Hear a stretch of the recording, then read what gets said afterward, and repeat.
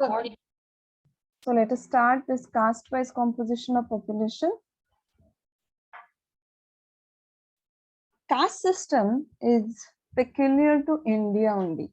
Caste system is a form of social stratification.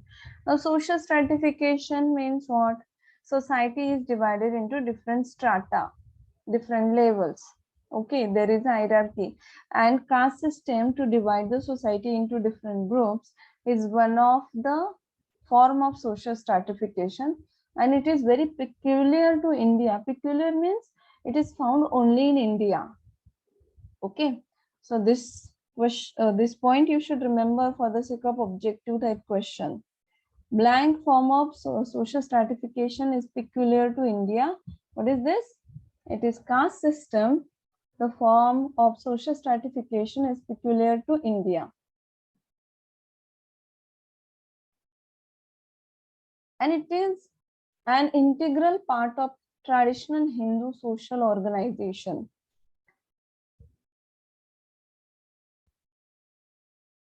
Traditional social Hindu organization, it is part of that system. It is part of Hindu social organization, Hindu society. It is one of the integral parts of it, caste system. So I hope you know about caste system. Do you have any idea of caste system? In pre-independence era, there was Varna system. Caste system is nothing but the Varna system. Nowadays, it has got changed. Too many changes have taken place, and many changes are happened. Now people have become more open. People have denied the concept of untouchability, and people are more open. They have become secularized. They have become liberal. Correct. But earlier days, Hindu society, traditional Hindu society was very rigid. How it was, let us understand.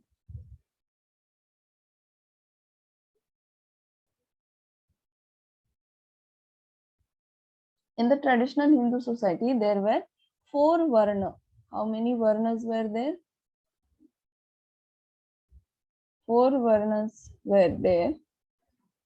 What are those? The first one is Brahmin.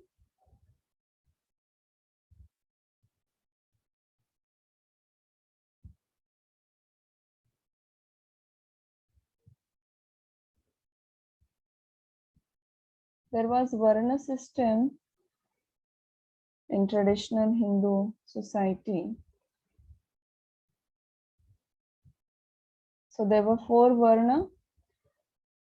The first one is Brahmins. In Brahmins, who were the people who were considered as Brahmins? Religious preachers, जो धर्म गुरु होते हैं या फिर जो धर्म के बारे में बताते हैं, लोगों को टीचिंग देते, प्रीचिंग देते, उनको बताते, और जो कोई भी रिचुअल्स है, राइट्स है, वो जो परफॉर्म करते हैं, all those were religious preachers. Then scholars, all the scholars, teachers, जो गुरु थे वो सभी, and like. So these people were called, or these people came under the category of Brahmins. Then the second one was Kshatriya.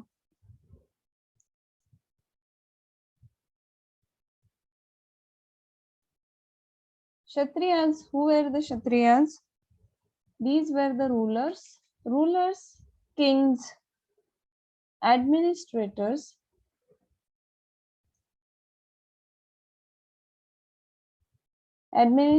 such as all the ministers of the kings, and the warriors.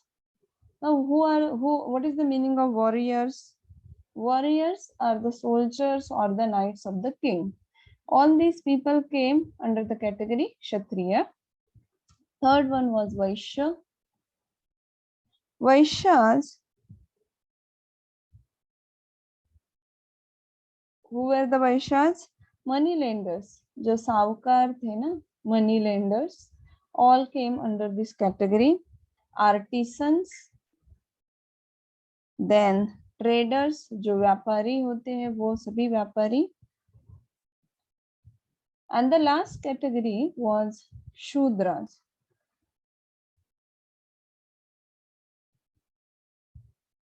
Who were the Shudras?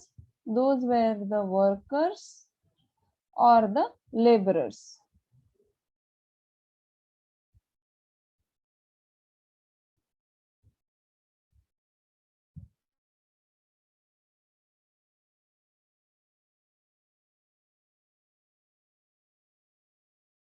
If you can see all these four varna, traditional Hindu society was like this.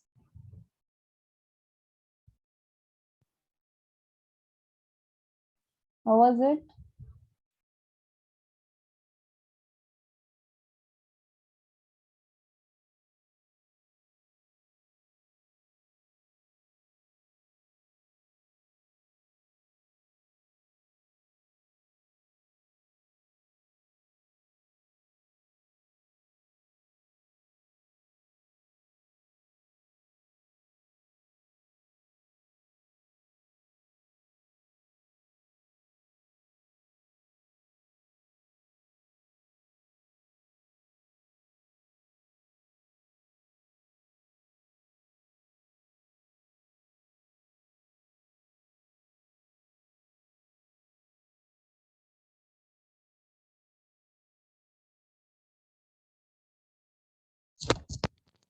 The traditional Hindu society, there was hierarchy in the society. Hierarchy means someone will be at the top.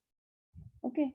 Say, for example, if this is the society, who were at the top? Brahmins, then Kshatriyas, then Vaishyas, and at the bottom there were Shudras. Okay, so this top, these people belonging to the upper caste strata, they were given certain facilities. They were given highly respect. They were highly respected in the society, and whatever they used to tell, that other people must follow, that this is as per the religion. If they say, then the other people, even the raja, has to follow whatever these religious preachers, scholars and teachers they tell. Okay, so they were having the prominent place in the society. Next to that were the Kshatriyas, say administrators, the kings, queens, and the warriors, the knights, soldiers. They were having the second position in the society. Third position, money lenders, जो सभी लोग साहूकार वगैरह सभी जो है उनका third position. The Shudras were the laborers and workers. Shudras were having no value at all in their society. They were treated as say worthless. Okay, even animals were given a better treatment compared to the Shudras. There were so many different kinds of practices which was compelled on them. They could not drink the water of the wells, public say water sources. Then they could not visit the temples. If they walk on the road, there was a broom behind them, and if they move ahead, it will clean up the road. What was the concept? There was a concept of untouchability. If suppose Shudra touches anything, then it becomes polluted. वो pollute हो जाता है, खराब हो जाता है. And they used to sprinkle Ganga water on that to make it pure. So those were the concepts of that rigid traditional Hindu society. Now, after when we have got liberated, when we have got the freedom, this Varna system and all, it was denied by the people, educated people, and the people belong to Shudra category or the lower caste. They were given different facilities, and those provisions are made in the constitution so that these people, they can, at least they can upgrade themselves. They can live a good lifestyle. they can have a good livelihood. So that was the concept behind giving the reservation and so on. And what are the factors responsible for caste system in India? There are certain factors which are responsible for caste system in India. The first one is influence of religion. Religion has got influenced a lot, and because of the religion itself, this caste system came into existence. Because in Hindu society, the belief is there is a karma theory, doctrine of karma, means depends upon your karma, the work that you have done, the good things that you, good deeds that you have done, you will get the birth. Suppose you have done good deeds in your earlier birth, you will get the birth in the upper categories, upper caste. If you have done, say, all the bad deeds in your earlier earlier birth, then you will go to the Vaishya or Shudra categories. Okay, so sinners, it was the concept that if you have done the sins, you will get the birth in the Shudra categories. And because of this, see, depends upon your karma, you will get the birth. So that was the concept. So religion has a greater influence on it. Next is static rural social structure. Rural structure जो था, social structure, it was very static. It wasn't dynamic. Static मतलब उसमें कुछ भी change नहीं होगा. Whatever is there, that will be followed for many generations. That would be followed by many generations. Okay, and because of this, in India, it strengthened the growth of caste system. Then lack of education. People who were allowed to get education, only Brahmins and Kshatriyas were allowed to get education. Shudra, Vaishya were not allowed to get any kind of education. So due to lack of education, the people belong to Shudra category, Vaishya category, they blindly believed whatever these upper categories, castes have told to them. Next is lack of existence of many races. In India, the formulation of strict laws regarding discrimination, as each race made efforts to preserve its purity. What has happened? Existence of many races. Existence of many races means alag race ban gaye na, because each race doesn't want to get mixed up with other. They want to keep their race pure, and that's why there was discrimination. Discrimination means bhedbhav. Okay, next is the rulers did not enforce uniform customs. Now who were the rulers? Kings. वो पूरा वो state administer करते थे ना, rulers, Kings वगैरह. तो ये राजा लोगों ने क्या किया, किसी एक ही कस्टम सभी जाति या सभी लोगों के लिए नहीं बनाया. कस्टम मतलब जो रूल्स रेगुलेशंस है सोसाइटी के, वो सभी के लिए अलग अलग थे. ब्राह्मण्स के लिए अलग, क्षत्रियस के लिए अलग, वैश्यास के लिए अलग, शूद्रास के लिए और भी बहुत से difficult rules and regulations were there. So there wasn't uniform customs. sabhi ke liye same. Uniform means same. Uniform customs were not there in the society, and they did not enforce it. Rulers did not enforce it. उन्होंने वो बिल्कुल भी नहीं किया. Next is hereditary occupation of people. So the people belong to this each category, caste. They used to, all the generations used to follow their hereditary occupation. मतलब जो पूर्वा पर उनके जो दादा परदाता जो ऑक्यूपेशन करते थे, व्यवसाय, जो उनका जो कोई भी व्यापार है, जो कोई भी चीज थी, वही वो कंटिन्यू करते थे. And because of which this caste system kept alive. Next is the desire to dominate of upper caste. Upper caste people, especially Brahmins and Kshatriyas, they were having the desire to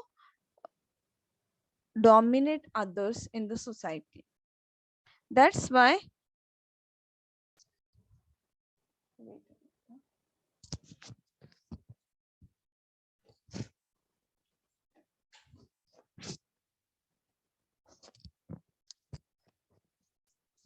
That's why this caste system continued. Then there are certain other factors such as the desire of Brahmins to keep them pure. Brahmins wanted to keep them pure. Then ancestor worship was there, and the idea of exclusive family. So because of these things, caste system in India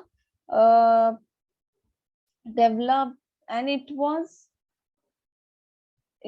became the part of traditional Hindu society, and the growth of this caste system was made or done because of this different factors that we have learned. What are the factors that we have learned? Influence of religion, static rural social structure, lack of education, existence of many races, rulers did not enforce uniform customs, hereditary occupations, desires to dominate of upper caste, and other factors. I hope you understood this. And after independence, what happened? India got freedom, and as when the Britishers came, they started giving education to all because they wanted the laborers or workers, clerical type workers, with minimum wages. So they started giving education to all. And because of that, people got education and they started realizing that all these means, especially the Shudra and Varna, they started realizing that these things which were compelled on them are wrong. They were not treated as humans, so they started realizing that we all are equal and we should be treated properly. And thus after independence, caste system did no longer exist. Still, in certain rural areas, in the villages, it is followed, but not strictly. Okay. In Indian Constitution, 1108 castes are given, and out of total 100% population of different castes, as per 2011 census, 16.6% of the population belongs to scheduled caste, that is SC, and 8.6% of total population belongs to scheduled tribes, that is ST. Okay, understood this caste wise composition of population? समझ में आ गई आपको? Shall we move ahead? Do you have any doubt?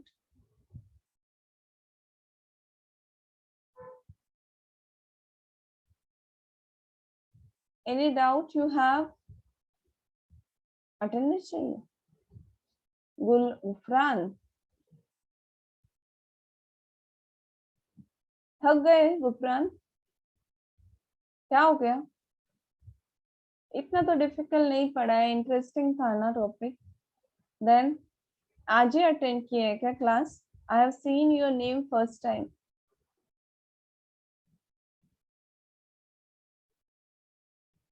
Okay, as there is no doubt, we'll continue. Next is gender-wise composition of population. Now see, various factors we are considering to understand the India's population. We have understood, we have considered religion factor, and we have learned how population is divided as per the religion. Then we have considered caste and how as per caste, how much of India's population belongs to those different castes. Then the third one is gender factor, and we are going to learn how many men are there and how many women are there. So we are going to understand that. So gender wise composition of India's population. For that, we should understand what is gender ratio. Gender ratio is the ratio of females to males in the country. Suppose there are 1000 males, and to 1000 males, how many females are there? So when it is counted, it is called a gender ratio. Okay. And let us understand it in detail. If we consider the all states, Kerala has the highest gender ratio of 1084 females to 1000 males. If we consider states, which state has the highest gender ratio? यहाँ पे आप देख सकते हैं gender ratio का, correct, मतलब 1000 mails है, तो वो 1000 मेल्स काउंट करते समय वो पर्टिकुलर स्टेट में कितने फीमेल्स है, से अगर टोटल 20,000 फीमेल्स है एक स्टेट में और 15,000 मेल्स है, या फिर से 17,000 मेल्स है, sorry, I said it wrong, 15,000 females, so 13,000 males. I'm saying this approximately, not correctly. So approximately 12,000 males. I'm giving an example. I'm not telling you the correct figures. I'm just explaining you with an example. So 12,000 males, 15,000 females. So how the way the gender ratio will be counted? So first 1,000 males will be taken, and then all the females. So 1,000 males, 1,000 males ऐसे ये grouping होता जाएगा, and वैसे ही females का grouping होता जाएगा. तो females जो 15,000 है वो divide हो जाएंगे. So as per 1,000 males. So कितना है यहाँ पे केरला में? It is as per 2011 census. Census जनगणना. Okay. अभी तो सेंसस 2011 के बाद नहीं हुआ है, ये ईयर होना चाहिए, 2021 में होना चाहिए, लेकिन depends upon corona and situation whether it is going to happen और not. Okay, so in Kerala it is 1,000 males. If there are 1,000 males, then to 1,000 males, how many females are there? 1,084 females are there. Okay, and Haryana has the lowest gender ratio. देखिए हरियाणा में कितना है, देखिए 1,000 mails है तो females कितने हैं वहां पे? 877 females are there. In the exam, these questions are asked. So you should remember the number and the names of the states.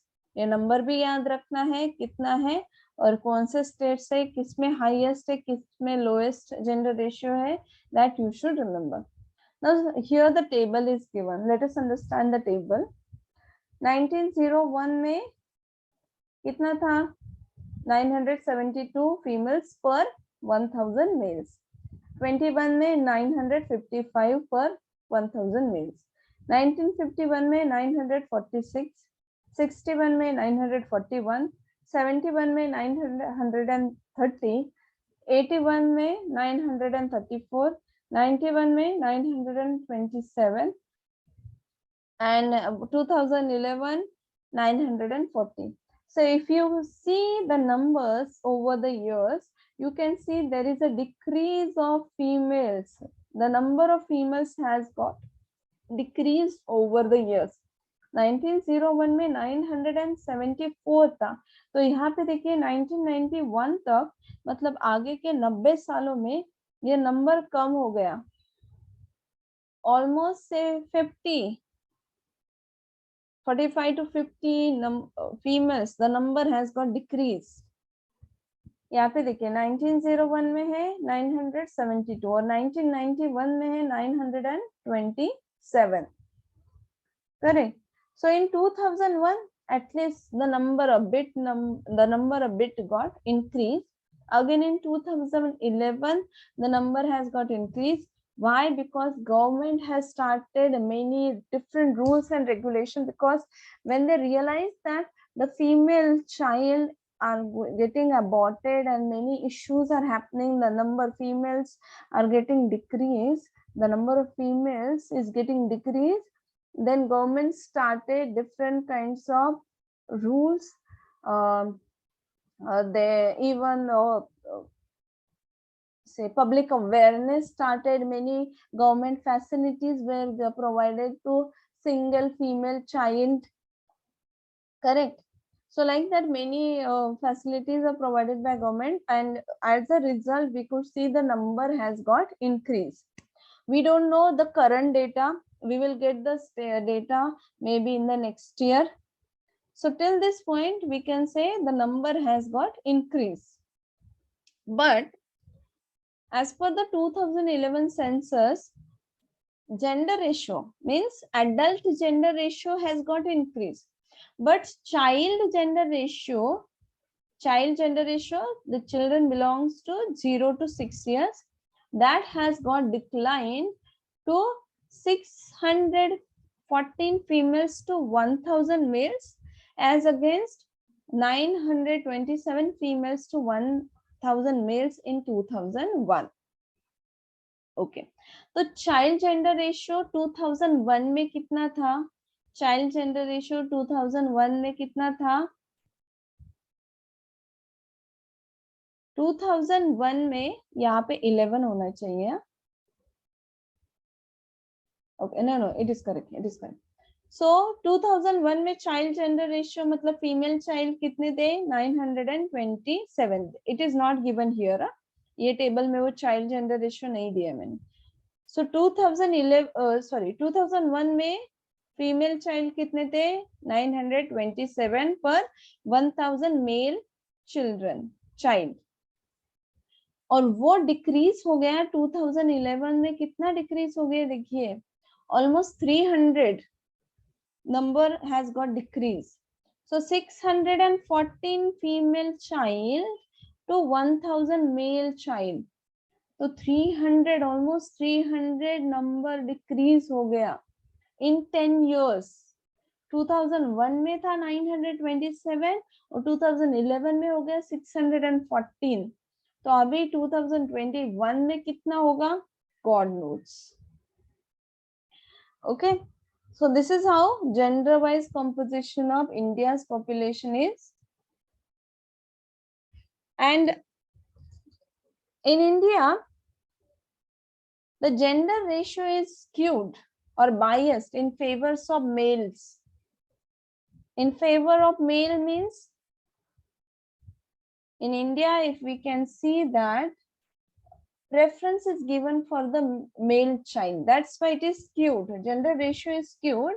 A skewed gender ratio is there because preference is given to male child. Imbalance is there, na? Males are more compared to females. Skewed gender ratio. And the reasons are preference for male child, practice of female feticide, high infant mortality rate of females. Female जो child है उनका mortality rate जो है वो बहुत ही high है, मतलब वो ज्यादा उनका क्या बोलते हैं डेथ होती है फीमेल चाइल्ड की. And malnutrition of females among the poor families. These are the reasons because of which in India the gender ratio is skewed or biased in favor of males. I hope you understood this.